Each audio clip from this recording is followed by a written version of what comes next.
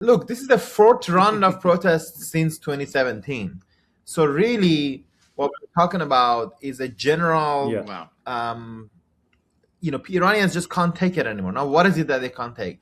They're ruled by a government that not only doesn't give them any democratic rights, closes the political space, even compared to 10 years ago, it's closed it more.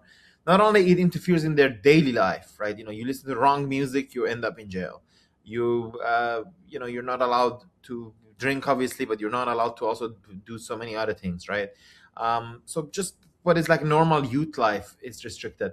But this has been always the case for more than 40 years, a little less, a little more.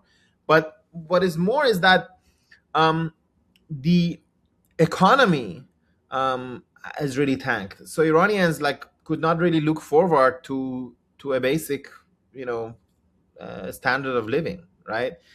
They really couldn't afford anything, and they came out and they see all of this as linked to really one man and one system, Ayatollah Khamenei, who's ruled since 1989, and the Islamic Republic, right? So it's very important. This is systemic rejection from the very beginning, because it gets confusing sometimes when you say, "Oh, the economy, oh, the social issues," but it's a systemic rejection because the same guys and the same system has been in charge for so long, and it clearly has made things worse. It has never made things better for a long time. So people have lost their hope that they could do anything inside the system. So they came out to reject it in 2017, in 2019, in 2022, 2023. And now they started in late December.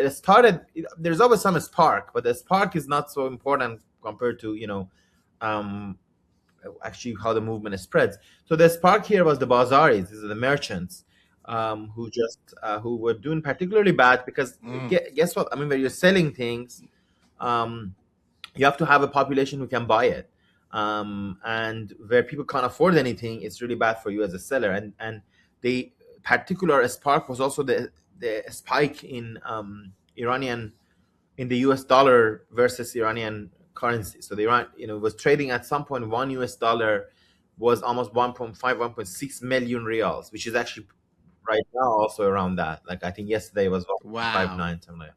So Yeah. so people, the merchants came out, and then tons of other people came out, and then we had January 9th, a call. I mean, we can talk about it, but a call from opposition leader abroad helped bring a lot more people out.